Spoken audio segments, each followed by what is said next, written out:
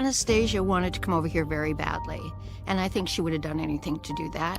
He wanted this trophy wife, someone to cook and to clean and just to be quiet, and wanted that control and that possession. This was a dangerous situation building up. You have a man who absolutely wants to be in control of this woman. As it started to kind of spiral, she was like, oh my gosh, what have I done here? You know, how do I get out of this? Anastasia Solovyeva was born on December 24, 1979, in the impoverished city of Bishkek, Kyrgyzstan, to parents Anatoly and Alevtina Solovyeva. As an only child, Anastasia grew up immersed in the world of music, as both her parents were music instructors. From a young age, she learned to play the piano, sing, and speak multiple languages, including English. Described as radiant, vivacious, and loving, Anastasia excelled in school and had big dreams of escaping the poverty of Kyrgyzstan for a better life. Her biggest aspiration was to live in America one day. During her teen years, she babysat for an American diplomat, from whom she heard stories of life in the States, fueling her excitement. In 1997, when Anastasia was 17, she learned that a cousin had joined a matchmaking service and found an American man to marry, bringing her to the United States. Seeing this as a path for her to achieve her dreams, the mature and model-esque Anastasia signed up for a matchmaking agency. It didn't take long for potential American suitors to take notice of her. Letters poured in, with the majority coming from one man, 37-year-old Indel King Jr. from Seattle, Washington. Indel grew up wealthy on Mercer Island. He was the son of an award-winning industrial designer and a university art professor. He attended good schools, was given a sports car as a teen, and had his own wing of the family mansion. However, despite the privilege, Indel wasn't popular and hung out with the fringe crowd. Friends noticed his insecurities and need for control and dominance in things like board games. Indel completed his accounting degree at the University of Washington in 1984 and initially worked as an accountant for an oil company. His career later took him to Anchorage, Alaska, and Houston, Texas. Seeking further education, he enrolled at the University of Chicago and earned a master's degree in finance in 1987. Following this, he joined a plastics company in Pennsylvania, but was let go after a year. Subsequently, Indel became a pricing analyst in Dayton, Ohio, and served as a business professor at Wright State University. He later worked as a teacher at various colleges in Ohio. In 1990, Indel traveled to the Soviet Union with a friend, spending 10 days visiting cafes and clubs. During their stay, Indel became infatuated with the young Russian women he encountered. From then on, he became determined to find a Russian bride. The problem was he was already overweight and balding by that time, so he devised a plan. He placed a misleading ad in a Russian publication, stating that he was looking for a female roommate who wanted to study in the US. The ad made no mention of marriage, although that was his true intention. Not long after, he was flooded with responses from many Russian women. Among them was a gorgeous 18-year-old Siberian woman named Yekaterina Kozakova. Captivated by her beauty, Indel eventually reached out to her to inform her she had been selected. In September 1993, Yekaterina flew to the US as an exchange student and moved into the house Indel was renting. By the following month, however, Indel convinced her that the only way she could continue her studies and stay in the US was by marrying him. Unaware of his ulterior motives, Yekaterina agreed, and they were married in December 1993. Not surprisingly, their relationship began to deteriorate only a few months after their wedding. To make matters worse, Indel's teaching contracts dried up, and he struggled to find employment. By that time, Yekaterina was working as a pharmacy technician while also attending school. Due to her husband's financial troubles, she often found herself pressured to lend him money or get cash advances from the bank because Indel's credit was completely ruined. Eventually, Yekaterina grew tired of supporting the man she never even wanted to marry. Determined to assert her independence, she began refusing to help him financially, which led to violent arguments. The only reason she stayed was her desire to become a permanent resident of the US. 3 years into their marriage, Indel took the only job he could find, working as a grocery store clerk at Costco. This new job left Yekaterina with ample time alone, as Indel had previously been home frequently. Already at her breaking point, Yekaterina seized this opportunity to leave.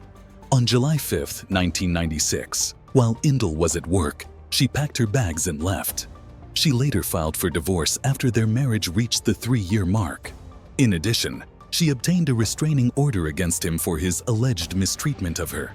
The divorce was finalized in July 1997, costing the already broke Indel $55,000. To maintain a good image among his friends, Indel portrayed himself as the victim. He claimed that his ex-wife had only used him to gain permanent residency and left at the first opportunity. A friend in Washington, who owned a travel agency, later offered Indel a job. Eager to escape his dead-end supermarket position, Indel accepted the offer and moved back to his home state. As Indel settled into the Evergreen State, he continued to long to get married and have a family of his own. Despite how his marriage with Yekaterina went, Indel never lost his desire to have a Russian bride. In late 1997, he turned to a mail-order bride website, where he eventually found Anastasia. As with Yekaterina, Indel instantly fell in love upon seeing Anastasia's pictures. Indel had always wanted a trophy wife who would bear him good-looking children, so the stunning 5'10" blonde was the perfect woman for him. In October 1997, Indel first contacted Anastasia, and they began exchanging emails and letters over the following months. Aware that his looks might not win her over, Indel focused his messages on what he could offer her. He truthfully told Anastasia that his parents were rich. However, he lied about being a wealthy businessman. He then promised to fulfill her American dreams: a good education, financial stability, a stay at his parents' Mercer Island home, and most importantly, permanent resident status in the U.S. I don't think that he had any illusions about anybody thinking he was attractive. He knew what mail-order brides wanted, and that was the best way for him to get a nice-looking trophy wife. The only things Indel asked in return were marriage and children. For Anastasia, the opportunity was too good to pass up. Her American dream was within her grasp, and even if it took tying the knot with someone she wasn't attracted to, she was willing to go for it. Her parents were hoping she would marry a man who could support their daughter, who could make money. He projected wealth and opportunity. April 1998, Anastasia flew 6,000 miles to Seattle to marry Indel King Jr. and move into his Mount Lake Terrace home. At first, the arrangement seemed to be working. While Anastasia promised Indel that she'd eventually bear him a child, she made it clear that she wasn't ready yet. And so, the couple agreed to sleep in separate rooms, although Indel forbade Anastasia from locking her door. Anastasia then began attending business classes at the University of Washington. In addition, she also started a part-time job at a seafood restaurant in downtown Seattle. She was well-liked, made friends easily, and was happy to finally be living out her ambitions in America. However, cracks in the marriage soon began to show. Frustrated by Anastasia's growing independence, Indel became increasingly controlling. He demanded to know her whereabouts at all times and would frequently watch her from outside the restaurant where she worked. Initially, Anastasia's co-workers assumed Indel was her father, but when they learned he was her husband, they were appalled. It was quite a shock to see the difference between the physical appearance of Anastasia and her husband. Anastasia later confided in her colleagues about her relationship problems, adding that Indel didn't even want her working at all. For Indel, he was still reeling from his failed relationship with Yekaterina and hoped his new bride would be much more subservient. Seeing Anastasia enjoying success and living her life on her own terms ate away at him. While working at the restaurant, Anastasia encountered Sergei Ivanov, a wealthy and attractive Russian businessman. Excited to meet someone who spoke her language, she quickly became infatuated. Their mutual attraction soon sparked an affair that they kept hidden from Indel. Anastasia knew she needed to stay with Indel for at least 3 years to secure her permanent residency, so she never ended the relationship, despite falling in love with Sergei. One day, while Anastasia and Sergei were at a car dealership where he was shopping for a new vehicle, Indel unexpectedly spotted them. Enraged, he confronted Sergei, but Anastasia quickly diffused the situation. She claimed Sergei was a client who didn't speak English, and she was simply assisting him. Nevertheless, the incident only heightened Indal's insecurity and made him even more controlling of Anastasia. She was afraid she'd be deported, so she went along with the way things were. Their relationship was further complicated by his ongoing financial struggles and the fact that he was laid off from his job in the summer of 1999. Indil then recalled that when his sister Paige married and had children, their parents gave her a house. Seeking similar financial support from his parents, Indil began insisting that Anastasia fulfill her end of the bargain and give him children. However, Anastasia continued to refuse intimacy with Indil. In response, he threatened to send her back to her home country. Desperate to stay in the US, Anastasia pleaded with him to at least allow her to finish her studies first. While Indil eventually relented, he demanded that Anastasia deposit her wages into their joint account, keeping the only ATM card himself. Since the money wasn't enough to alleviate his financial troubles, Indil decided to rent out a room in his home to short-term tenants. One particular tenant ended up staying long-term. His name was Daniel Larson, a 20-year-old man with an intimidating presence and a history of violence against women. Indil was aware of his troubled past, but it didn't deter him from allowing Daniel to stay at his house. Anastasia, though, disliked the tenant and hoped he would leave. Over time, Indil and Daniel grew close. However, Indil gradually began asserting control over Daniel, who surprisingly became subservient to his landlord. The house had to be immaculately clean, and if Daniel didn't do it correctly, Indil would stand over him and have him do it again.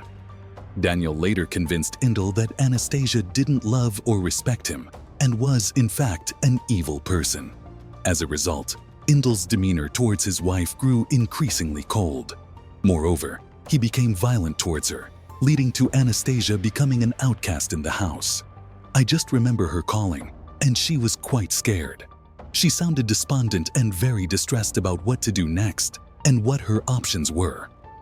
With the growing tension in their home, Anastasia began recording her fears in a secret diary stashed in her locker at her workplace. Meanwhile, Indil was preparing to move on, returning to the mail-order bride website to look for a new wife.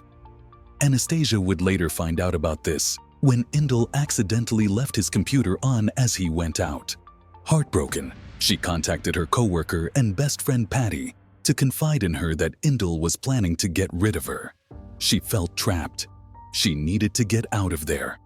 As Anastasia's American dream appeared to disintegrate, she decided to return to Kyrgyzstan in the summer of 2000. To her dismay, however, Indil arrived there just days after she did. During his time in Anastasia's home country, Indil remained constantly by her side.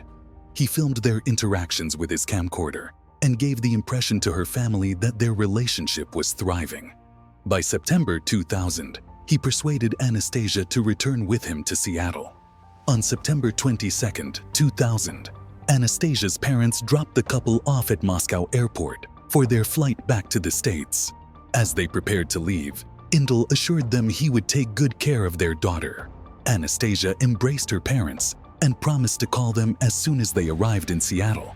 However, the next several days passed without any word from Anastasia, leaving her parents increasingly worried.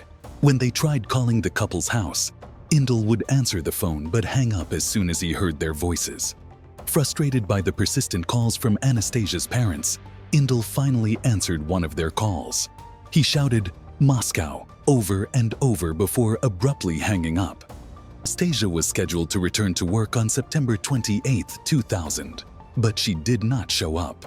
Her absence sparked concern among her colleagues, so they reached out to the Mount Lake Terrace Police Department for help. On October 6, 2000, Anastasia was officially declared a missing person. Naturally, her husband became a person of interest since he was the last person known to have been with her. The officers then went to his house to conduct an interview. Despite clearly hearing someone inside when they knocked on the front door, no one answered. They then circled the house and discovered a slightly open sliding door at the back, which they used to gain entry. Once inside, The investigators found Indel, who agreed to answer their questions. When asked about Anastasia's whereabouts, Indel provided a puzzling explanation. He claimed that after her parents dropped them off at the airport, they had an argument. According to Indel, Anastasia admitted to having an affair with Sergei and then walked away. Thank you for joining us as we delved into this unsettling case. Tragic story of Anastasia Solovyeva serves as a sobering reminder of the dangers that can lurk behind seemingly perfect facades. If you found this content thought-provoking, please consider subscribing to our channel for more in-depth investigations. Your support helps us continue to bring these important stories to light. Stay safe, and we'll see you in the next episode.